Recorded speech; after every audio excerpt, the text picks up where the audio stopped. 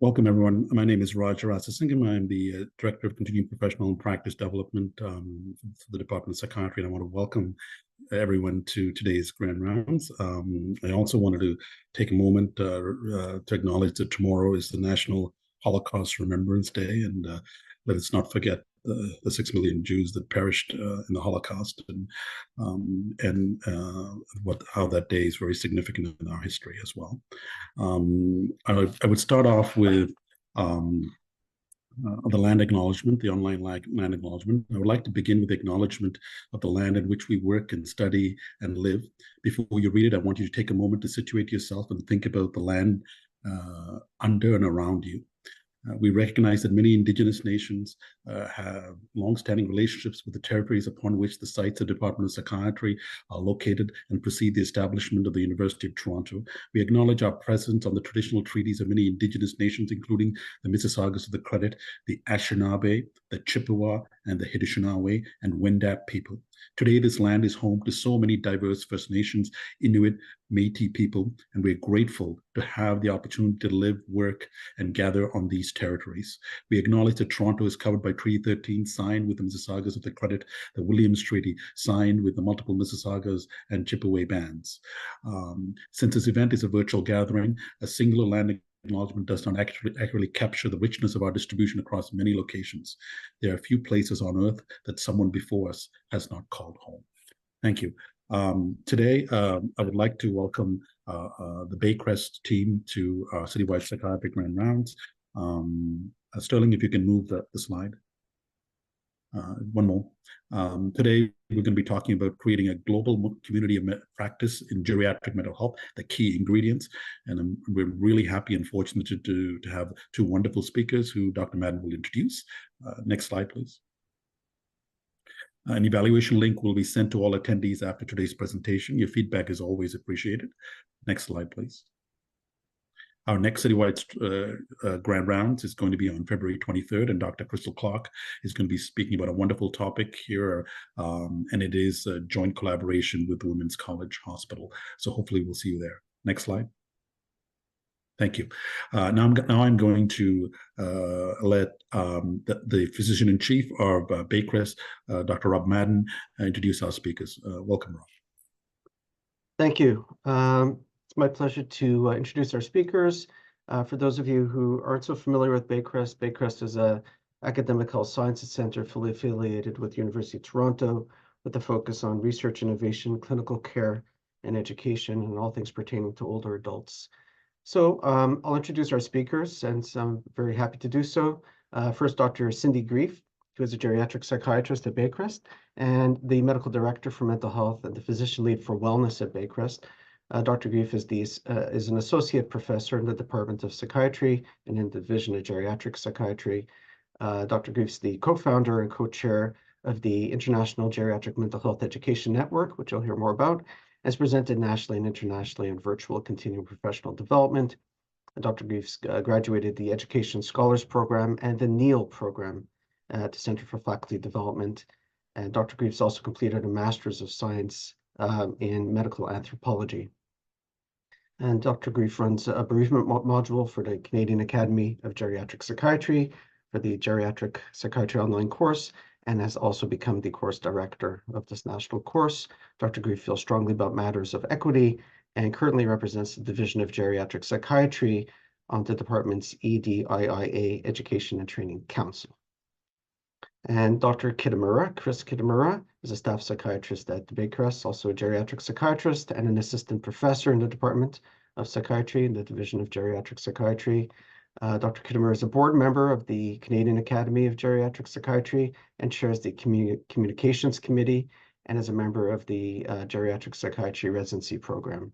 He's also chair of the Program Evaluation Working Group for that program, and is the site coordinator at Baycrest for the Subspecialty residents in geriatric psychiatry. He's the co-founder and co-chair of the International Geriatric Mental Health Network and the Canadian Geriatric Substance Use Disorders course for geriatric psychiatry residents. So he's presented widely on the topic of substance use disorders in older adults and is the recipient of several teaching awards, including the highly coveted Robin Hunter Postgraduate Teaching Award. So with that, I'll hand it over.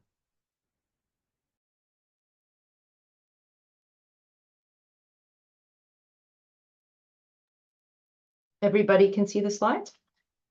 Great. So thanks, Robin and Raj, for the introduction and the opportunity to speak today. Chris and I are both very excited to be able to share what we've been working on. And hopefully along the way, we'd like to get some of your feedback about our project and maybe discover some synergies and ideas for collaboration along the way. So, sorry, pardon me.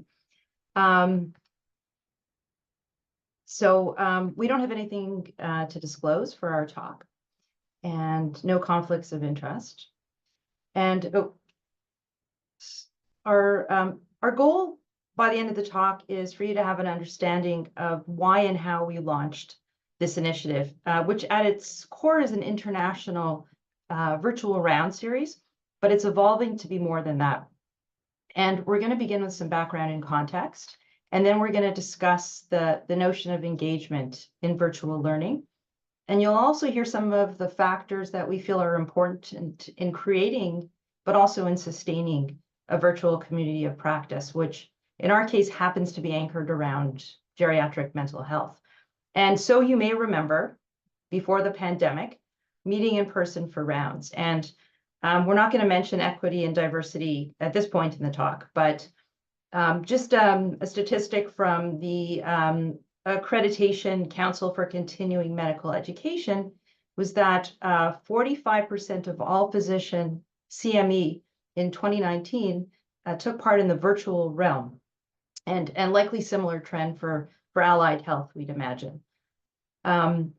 So here we all are, though some rounds are back to in person, others are hybrid. And I'm curious how you all feel about virtual rounds and in terms of how you learn, but also your sense of engagement and connection. And there are so many talks out there, it's very hard to keep track. It's sort of everything, everywhere, all at once from our perspective. This was a scoping review of 282 studies on virtual continuing medical education by some of our colleagues. And they looked at the period between 1991 and April 2021, after which there would have been an explosion, really, in virtual education. And they did a thematic analysis, and they looked at the advantages and disadvantages of CME, but they also discussed notions of equity. And since the pandemic and before, VCME is very convenient. So it's accessible if you have the technology. There's flexibility in the format, so you could choose an asynchronous option or a recording of a live session. So you can really find ways to suit your own learning needs. And there are opportunities for collaboration, and the evidence suggests that VCME actually does help with knowledge transfer, at least in the short term. And you can learn from other professions and allied health collaborations. And there's associated reductions in feelings of isolation, and it's certainly cost effective. Disadvantages, so this is where if we were doing our session, we would ask you and for interactivity, but people don't all have access to technology, and there can be difficulties with bandwidth, and that's especially the case in global South countries. And I also just want to clarify that virtual continuing medical education, or insert any education in the virtual realm, is broad. So we're not just talking about rounds, but webinars and lectures certainly, and courses and e-learning modules and conferences and workshops, but it also encompasses podcasts and VR and simulation and journal clubs. A little plug for Dr. Madden is leading one with the IPA, and communities of practice. Great. Thanks, Cindy. And thanks, Raj and Anne-Marie and everybody for joining. It's a pleasure to be here. So contexts matter, of course. So we're going to talk about a few of the contexts relevant to the I-GeMH project. And obviously, there's the UofT Department of Psychiatry strategic plan, 7-year plan. It's about midway through it. There's the 4 pillars represented by the mnemonic time. And we thought from the beginning that I-GeMH was going to align well with the strat plan of the department. Obviously, it involved integration of technology.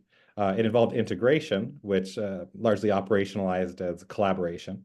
Measurement, we knew that we wanted to have a scholarly aspect of our endeavor. We wanted to be able to evaluate. In terms of what we're measuring and how we're doing it, that's something that's evolving over time. And of course, equity. We're going to come back to that later, and that's really been something we've been focusing hard on in this, our second season. Next slide, please. Another one of the contexts is here at Baycrest, and you heard a little bit already from our chief. And what I realized quite early coming to Baycrest is certainly there's a culture of education innovation, and in the virtual realm as well. And a lot of the infrastructure is already here and has been operating from long before the pandemic. I can think of one good example being Dr. Morris Friedman and his international behavioral neurology rounds that many people have probably heard of. It's going on for years before the pandemic and has a strong following, and they convene weekly. Baycrest is also a hub site for ECHO, Care of the Elderly series, both in the community and long-term care. And there was also a previous iteration of I-GeMH. It was before the I, and Dr. Grief was leading that and had some success, and it was, but largely with a sort of provincial scope. And Cindy and I co-chairing rounds and enjoying collaborating and liking to innovate, liking to think big. This seemed an important next step. Next slide, please. And speaking of getting a vote of confidence for taking the next step, this is actually an email that was drafted from Dr. Reichman, our CEO, and shared with Dr. Khan, VP of Education, who passed it on to us. Dr. Reichman likes to be called Bill. He also at the time was the president of the International Psychogeriatric Associations. That was a helpful potential partner that we saw. And it seemed like the time was right and the opportunity was there. So we thought, why not? Next slide, please. And in terms of the beginnings, it's important to talk a little bit about CISPO, the Canadian International Scientific Exchange Program. That's a picture of Dr. Shauna Novak, who's the executive director.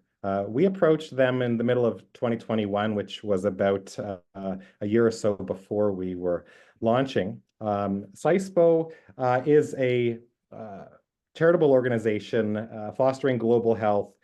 Some of the core values, as you can see them there in the areas of equity and inclusion, as well as engagement.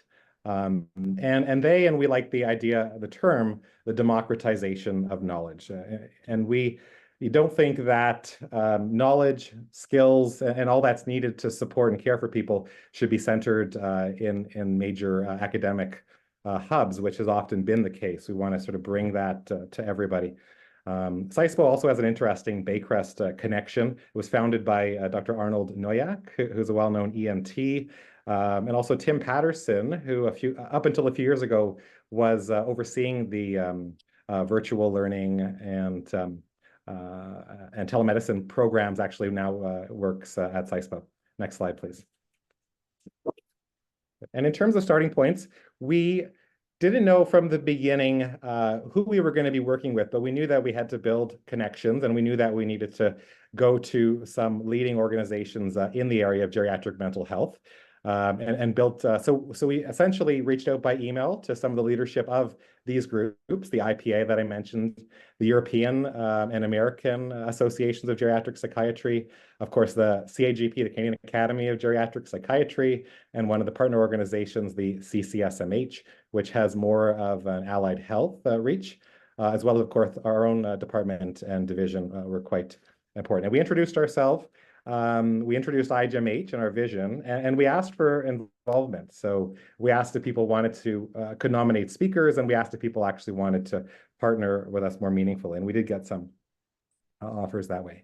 At minimum, people said, we're happy to spread the word, we're happy to forward your email, but a few people were offered to be a bit more integrally involved. So it largely involved cold calling through some of these channels. This is an excerpt of the initial flyer that we sent out, and we encouraged people to pass it on to their colleague clinicians who may be interested. We spoke of free monthly video conference rounds, opportunities to learn about other practice contexts, and networking, of course. Next slide.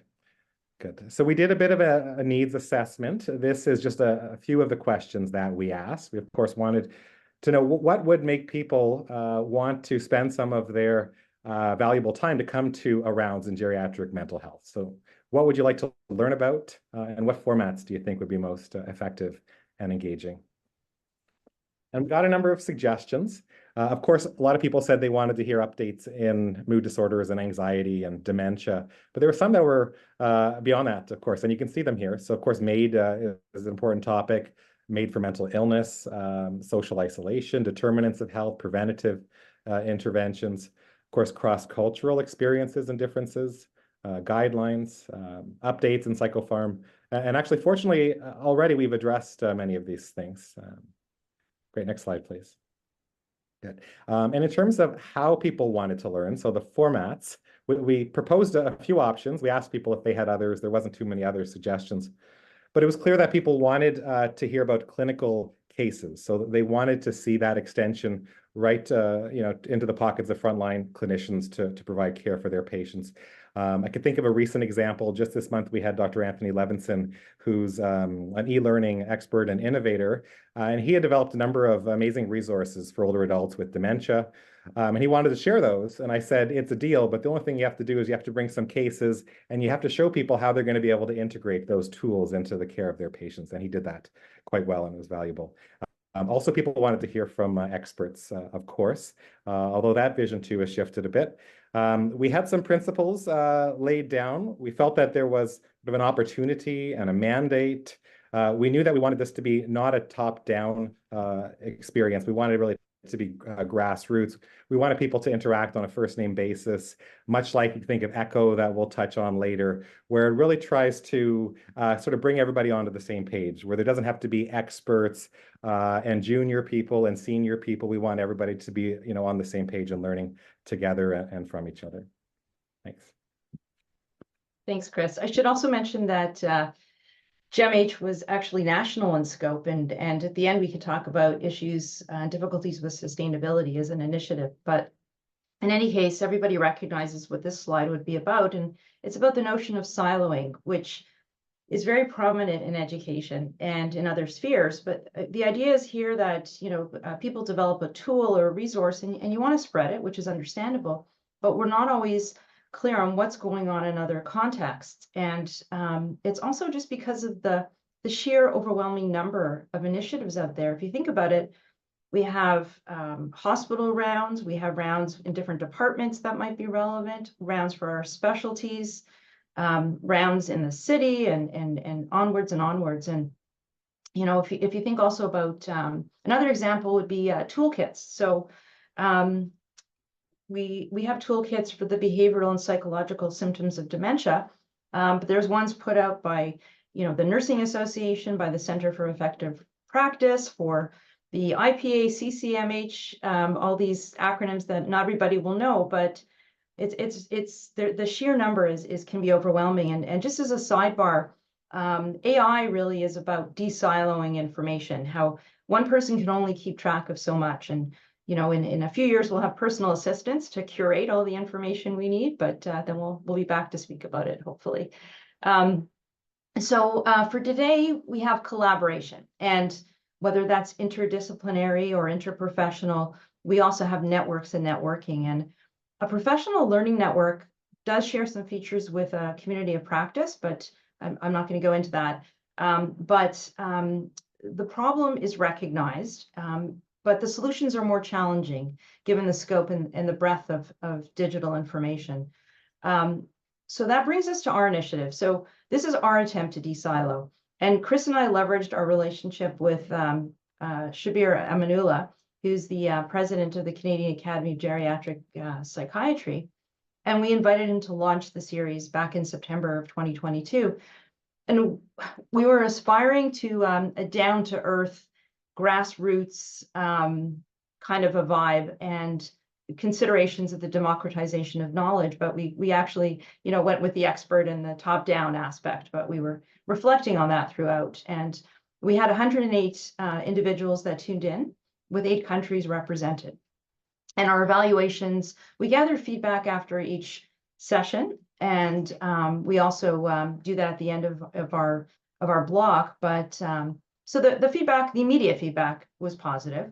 in terms of the relevance of the topic and take-home clinical relevance. And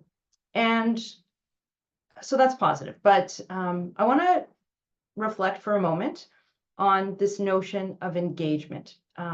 So again, I would ask, what makes you feel engaged during a virtual talk? And people can be happy to be there while free associating or, brainstorming or whatever it is they do, or checking email. Does that mean they're not engaged? Well, in some ways, but they can still value the initiative. And so we think about topic and we think about the clinical relevance, the personal relevance to you of what we're talking about, certainly the format and the speaker, and your motivation for attending, whether it's getting a certificate or, accreditation. And whether you're joining us as a participant or whether you're a speaker yourself, we are curious about what strategies you use. So these are some strategies that for I-GeMH we've been using consistently. We could probably do more polling, different formats. So we've tried sharing a presentation. Chris and I recently spoke about MAID for mental health reasons, and we had a speaker from the Netherlands as well joining us. We use the chat box very liberally, and we welcome participants and ask them to introduce themselves. So it's really establishing this climate of comfort and trust. And we also, Chris and I, the fireside chat, Chris and I would stay on after a talk just to debrief, and it turned out that people were just hanging around. So we made it more formal, and we invite the speaker to stay back as well. And we're always soliciting feedback. So in terms of feedback on engagement, we asked specifically about whether people feel engaged. We don't have an engage-o-meter. It's blocked, but it's sort of a typo. But not all of it's positive. So that's actually very valuable because then we can reflect on it. And that was just after our first session. So we were pretty much winging it. There are best practices for virtual engagement. So I'll just comment on this. So this is also across the board. It's not just for virtual rounds, but again, polling, gamification. And we have an idea for gamification that hopefully Chris will run by you when he gets to the map of the world. But another strategy could be sharing an article relevant to the talk beforehand, and certainly the Q&As. And there are actually surveys that measure engagement in high school and other settings. And this is a pilot from a group of surgeons looking at engagement in a virtual journal club. So, but there's still a lot of work left to be done there. And I turn it over to my colleague. Yeah, okay, so talked about some challenges. Cindy mentioned the chat box. We'll come to that chat box. We struggled with that in a second.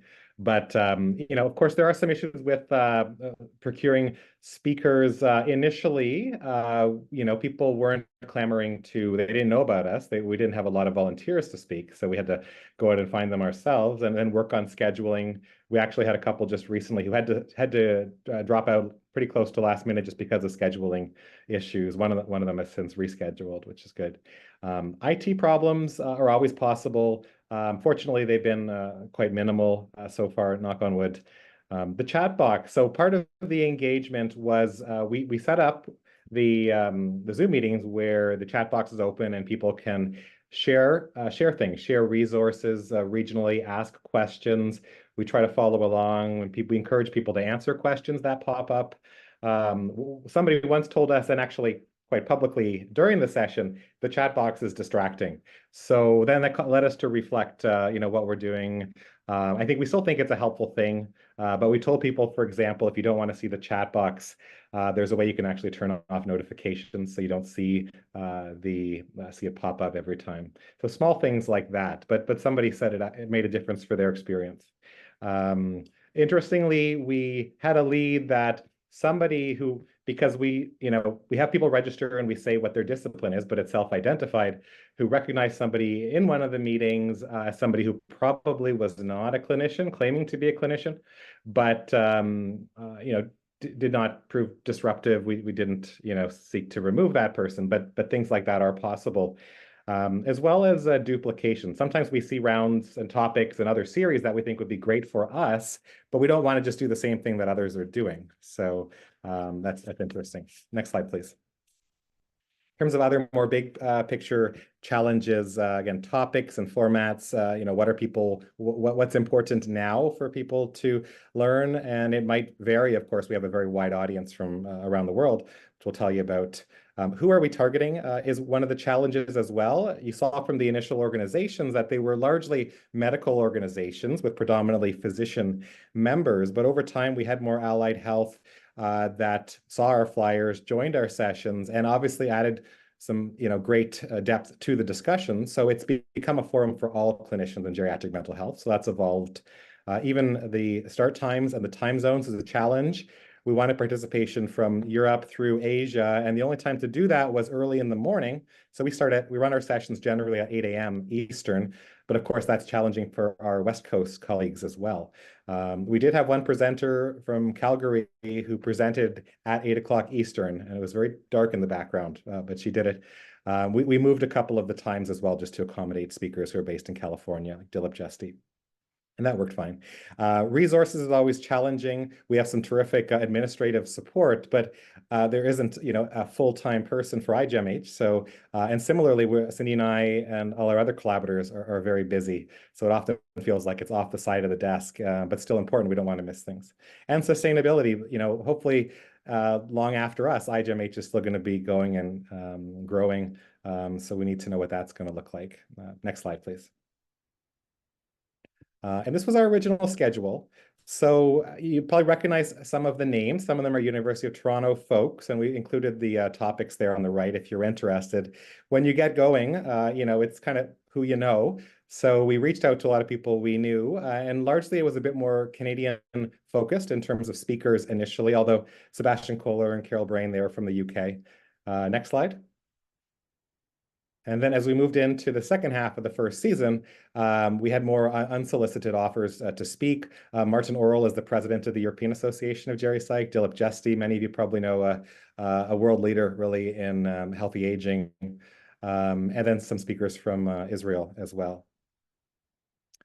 Okay, and in terms of feedback, we asked a number of questions. This is the feedback at the end of the first season, so the end of the first year. So there was positive feedback that people's knowledge had grown, also that people were learning about resources and tools that they didn't previously know about, which is one of our goals. And not just do you know about them, but are you using tools and resources, new tools and resources in your work? And many people were. And similarly, another goal was to cross-promote. We'll tell you more about that, but people were learning about events of interest to them as well, other events of interest. The topics were relevant. Nice from an EDI perspective. People thought that there was a diverse group of speakers and perspectives. And again, engagement was rated quite highly. And the final question there, I think quite important as it relates to kind of cultivating trust. And we'll talk about trust later. But people did feel comfortable sharing ideas and asking questions, which we thought was a very positive outcome. And in terms of who we've reached, so the number of people that have attended at least one session, and many people attend obviously more than one and hopefully regularly, 766 from a whole range of professional backgrounds. So obviously different, a whole range of physicians, but many allied health, others such as researchers, psychologists, ethicists, pharmacists, trainees, clinical managers, directors, and in all practice settings as well. So academic and non-academic, hospital, community. And our attendance per session has been quite good. It's maybe this season grown even a little bit more, but usually we get more than 100 folks logging in. Thanks. Next slide. And also exciting where we've reached out to. So we've had participants from 45 countries participating in I-GeMH. And we're not going to profess that because we may have one participant from a country that's meaningful connection to that country, but it's certainly very encouraging. And it gives us some feedback in terms of where there is potential interest and where to try to seek to deepen those relationships. Some new countries from this year. You see them there: Morocco, Islands, Bonaire, Bhutan. So really exciting. The gamification idea is that it's a contest to bring somebody from another country, but we say that partially in jest. Yeah, checks in the mail. Okay, next slide.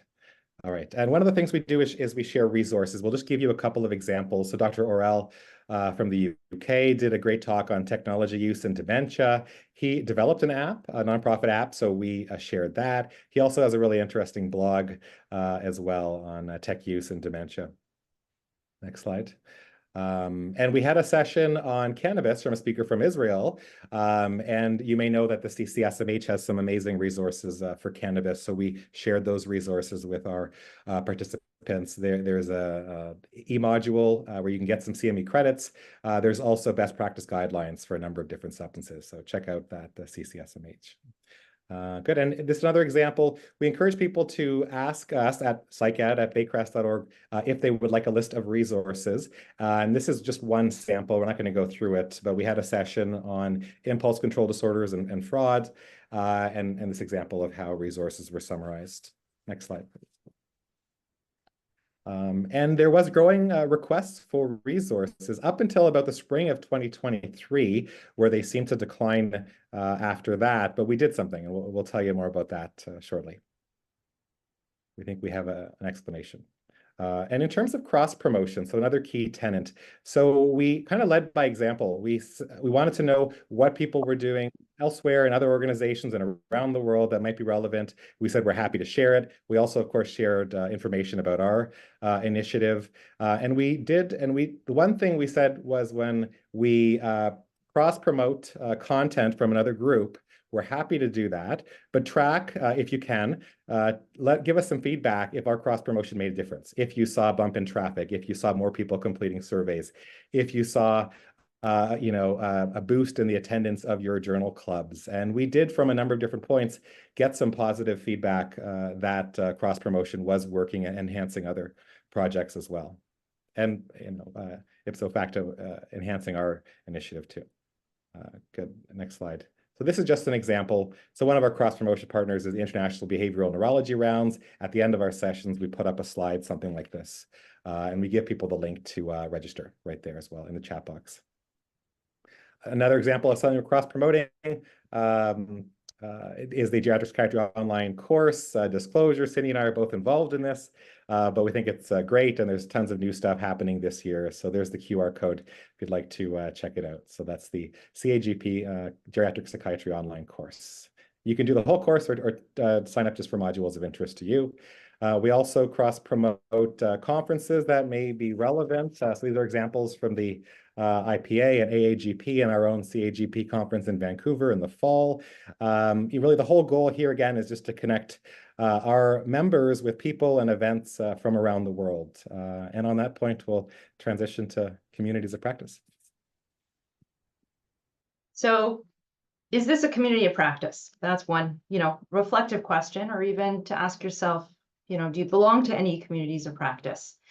And if so, what's the scope of that community of practice? So a virtual community of practice is a community of practice, but it's also sometimes referred to, you might hear it as UCOP or VCOP. I don't know that anybody actually says that, but anyway, if you see the acronym, the idea behind a community of practice is that it's founded on a feeling of connecting to something, but it's a place. Do you suppose it's a place for connection, or is it a place where you can get information? Does it have to be both, or one or the other? So there are global communities of practice for global health, for example, and CISPO, as we mentioned. So if we look at a definition, the concept was first originated back in the 90s with Lev and Wagner, and here's a definition by Sibbald that it's formed by people who interact regularly to engage in collective learning in a shared domain of human endeavor. And it's applicable as well for the virtual realm. And so people have elucidated what some of the key features are of a community of practice. So an important consideration is that you should feel excited about participating, which understandably is a feeling that could wane over time, but certainly a climate of comfort. And it should also be relevant to you and your learning. If it's an educational community of practice, it's a club that you'd want to belong to, but it's not only about that. It's something that engages people, attracts people. You have a sense of a dialogue and an exchange. So it's not just, again, the top down. Trust, people have written about trust as being a starting point, predictability, the anchoring. So for us, geriatric mental health is our shared domain, and there has to be a sense of a shared purpose or a goal. And again, the idea is that it's a forum for exchanging and sharing of resources. Participation helps, and it strengthens your own sense of identity as a practitioner if it's an educational and clinical community of practice. And for many, that leads to a reduction in a sense of isolation, because people can feel quite isolated. I'm privileged to work in a place where there are more geriatric psychiatrists at Baycrest than I believe in all of Nova Scotia. I think anyway, it's very, very important aspect of what we do. And again, the concept of evolution. So it isn't always the same thing, and nor should you be aspiring for it to always be the same. And as for a global community of practice, virtual community of practice, I'm not aware of anything really written about it. And just to mention, in terms of the how it should evolve and how we should go about that process. But I also just want to mention that Facebook and Twitter can also be places for a virtual community of practice, as is Project Echo. It's an example of a healthcare virtual community of practice, and I think people have heard that presented here before, but it's especially important in smaller communities where people can learn together with experts, support one another and share their experiences and their own knowledge. Again, it's bi-directional. That's a very important component. So in terms of building a global virtual community of practice, as you saw Chris put that slide up before. So what happened? What happened is we launched our WhatsApp group for geriatric mental health. And we wondered if this trend, if that was responsible for this trend, because we post the resources on our WhatsApp group. So we weren't too discouraged. So let's talk about our WhatsApp group. So this is how we bill it, or how we describe it. And we're trying to ensure also that it's a comfortable space for allied health professionals as well. And there will be some postings on, research articles but we have some thoughts about that going forward. But it's also a place to discuss clinical questions. And we think that really is what we call the secret sauce for engagement between sessions. People can comment on the tools and resources and share them, but we do cross promotion and advertise courses.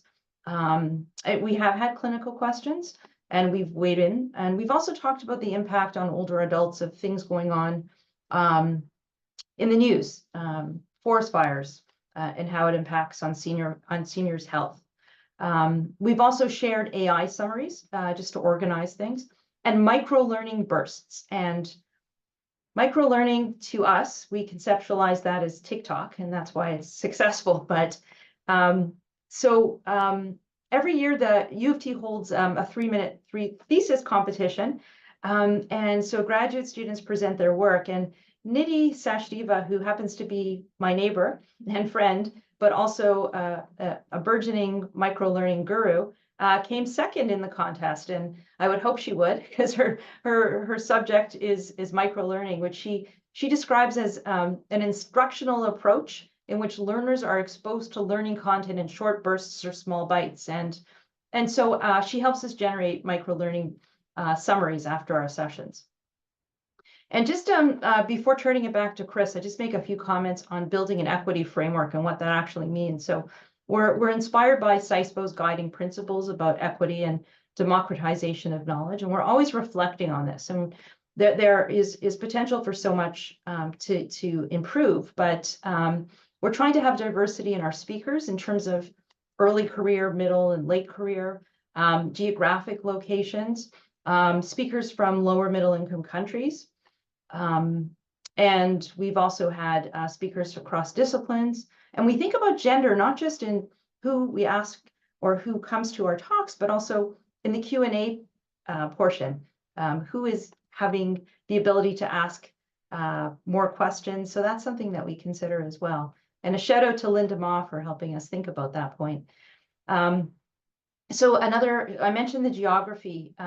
Very, very interesting. Somebody was talking about involving the role of grandmothers in society, and research with grandmothers. And we had an attendee from a country in Africa who was basically saying, well, yeah, it's very obvious. So it's very interesting to us.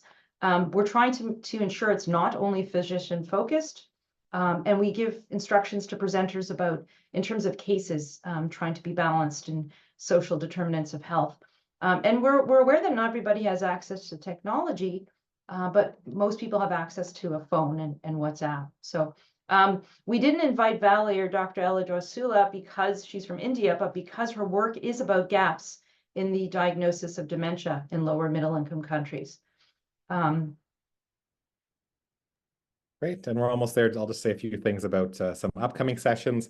Hopefully to also highlight some of the diversity in our speakers. We're fortunate Dr. Venkat Bhatt, I'll show a slide in a couple, is going to speak about ketamine, an important topic, including with considerations over the lifespan. That's our next session. Then we have a speaker and an author from Rwanda coming in March. Sophia Benjamin, you may know from GeriMed Risk, a geriatric psychiatrist, speaker from the UK, heavily involved in the I-GeMH, and then somebody from Peru speaking in June. So we're really excited about a whole breadth of topics. Next slide, please. Oh, I should clarify too, Cindy. Nova Scotia may have fewer geriatric psychiatrists, but they definitely have more quality food. We were talking about that earlier, so that's important though. So it's not all perfect at Baycrest. In terms of next steps, so where do we go from here? We have to think more about what are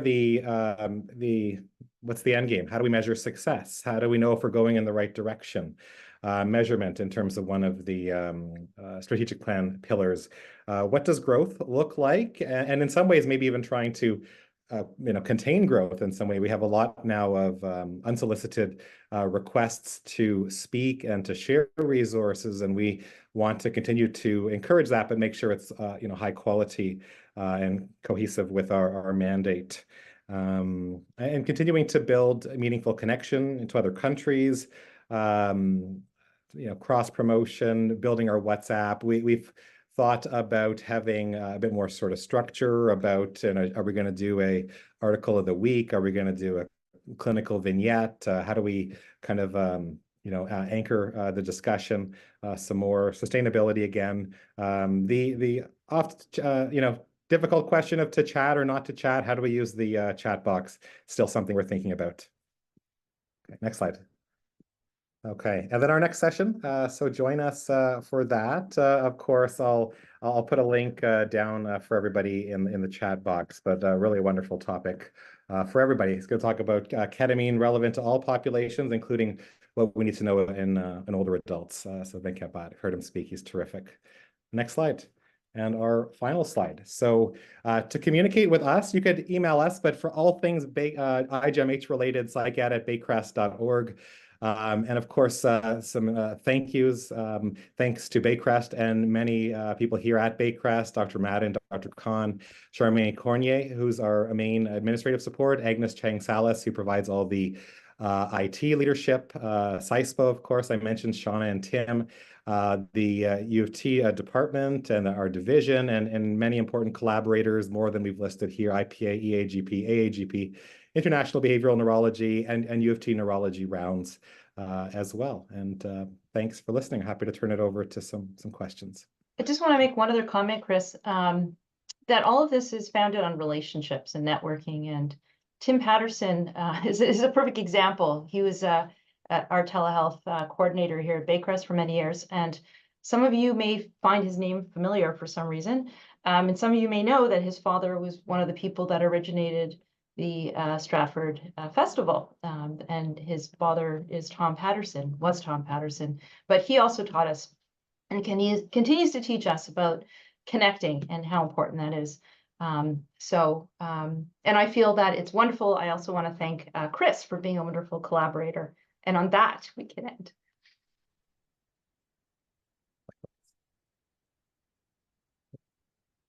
Thank you. Thank you for this wonderful talk, Cindy and Chris. I've heard about this great initiative, but it's so nice to hear the details and how much you have really, taken it from Baycrest all the way up to the international ladder. There's lots of questions that comes to mind, and it's obviously personal interest as well. Tell us a little bit about the initial stages of how you gathered, because with any type of initiative, you need stakeholder support. You need people to believe in you in this project. Tell us a little bit about how you did that piece. I know you talked a little bit about it, but I think I would love to hear it because it'd be helpful for so many other initiatives. Well, I'm going to start first and then turn it over to Chris. But one of the amazing concepts I learned about in the Neil program was the notion of prototyping, which to me, and how I take it in, is just basically you do it and then you fix it up.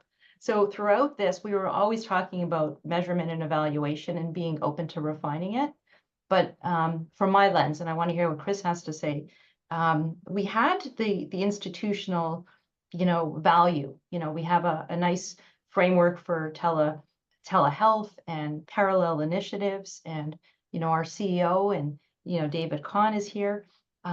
So that was really the starting point for us. But I turn it over to Chris to add to that. My starting point was to be wise enough to attach myself to leaders and visionaries like Cindy and like Rob and David, but. No, really. Yeah, I think, we have I think it's usually a good attribute, both Cindy and I, of thinking big, and sometimes it's too big and we need to sort of constrain it. And then we also, I think, as was alluded to, kind of struggle with, how much do we plan, what it's going to look like. Then we did that with WhatsApp. We kind of thought for months and months, what's WhatsApp going to look like? When should we start? How should we start it? And Shauna just said, just do it. Just create the group and we'll share it and we'll see what happens. And you guys can sort of handle it. And that's kind of how we did it. So thanks. And we have fun doing it. And we collaborate well, because I'm up late and Chris is up at, I don't know, 5 or something. He goes to bed at what, 9? No, I'm just kidding. So we have a lot of fun doing it, and we get to be creative, and we focus each other too. Fun next steps on I-GeMH. I had a question about funding. I think a lot of people, is there some type of, did you have some startup funds, or were you able to get some funds to expand it on a national or a global level, or any feedback on that?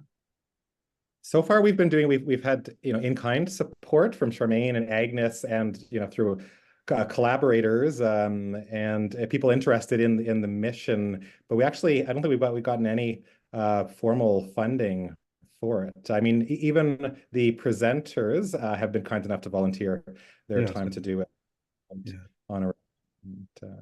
So we have some discussion. It's hard. Shauna Novak, who's the director of SciSpo, is incredibly busy. So and she's doing work at Harvard. So there's some talk about some grants, but we're also very open to educational collaboration if people want to use our platform to test things out and to look at spread. So we kind of see ourselves as the procurers, or maybe that's not the best word, but the vehicle for promoting.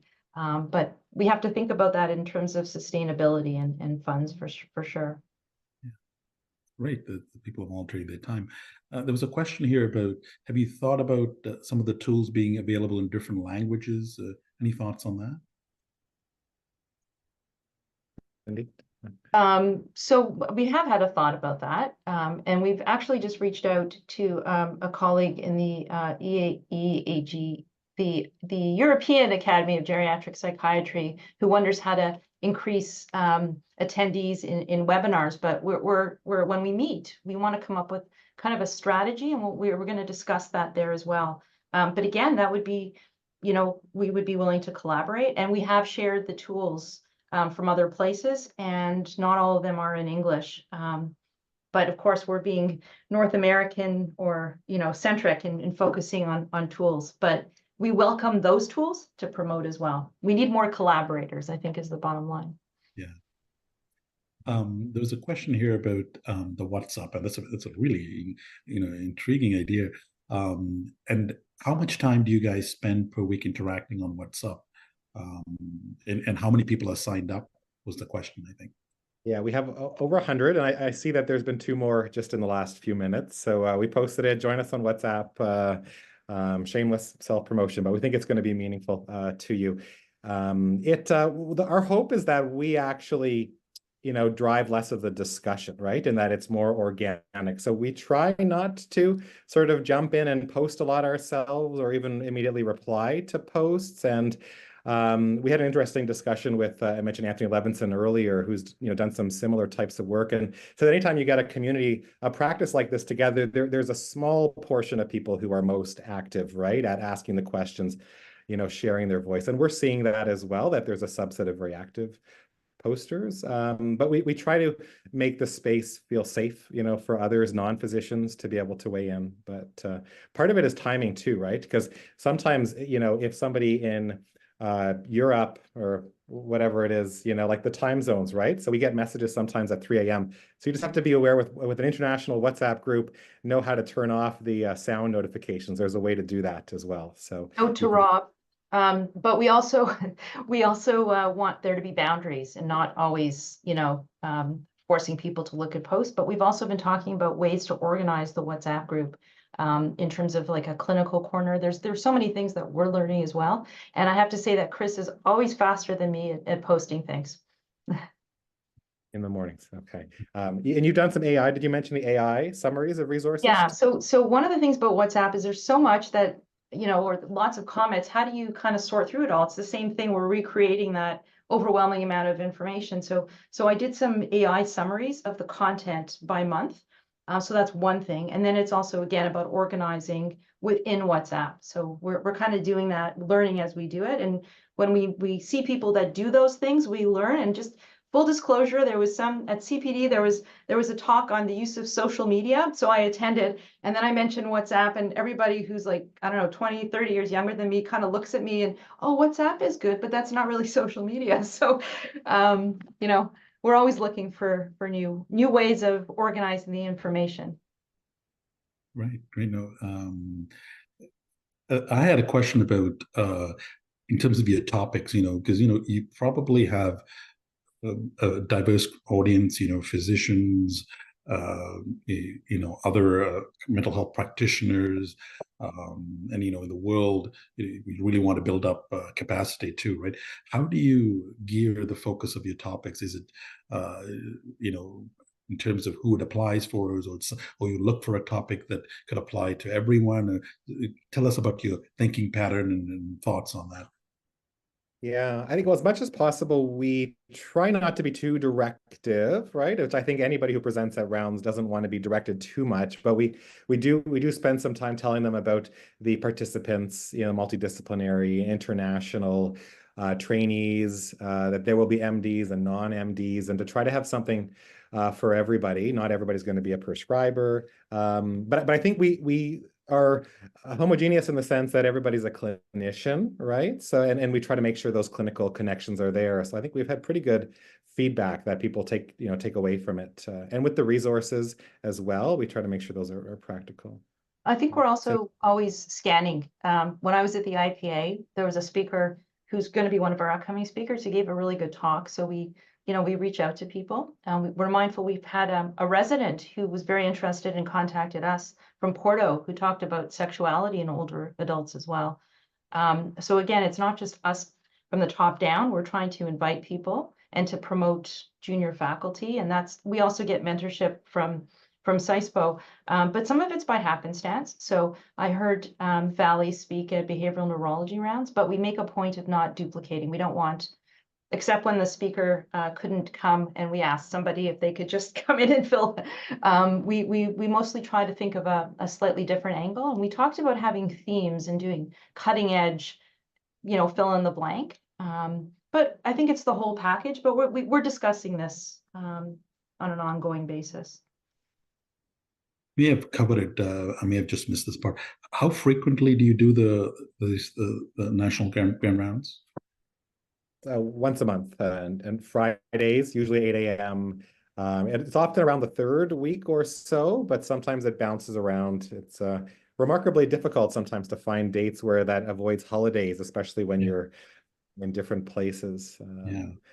We're planning for the fall, and we're looking at October of 2024, and there's major Jewish high holidays on almost every Friday, for example, right? So it's Just another comment that's not exactly related to this, but that I want to mention. We have had discussions about having a strategy for building our network, right? And a lot of it is reaching out to individuals in smaller hospitals, but we just haven't had the time. So all of this has just come from, relying on colleagues to spread the word and hoping that people are engaged with the notion of learning a tool and learning, from other contexts. But that's what we need to do. But we need to sit down and do it literally on our own time. So we haven't, come up with that at this point. Yeah, that's a great point. Tell us a little bit about, one of the challenges with administrative challenges in terms of putting up an initiative.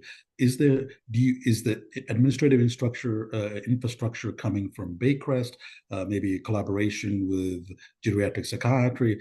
How is that working out? Because that's always, a little challenge that we always face. Cindy, do you want to mention? Do you want to take that one? Sure. Yeah. Well, it's largely it's been local, I would say, in terms of the administrative support, and Agnes works at Baycrest as well. So we've been fortunate, and they're both very busy people too, right? So it's a challenge, right, to try to be specific, and focused in our asks, and they've been wonderful. Yeah, we've had certainly support throughout the division and the department, more in terms of the sort of the sharing and the getting the word out piece. Yeah, for sure.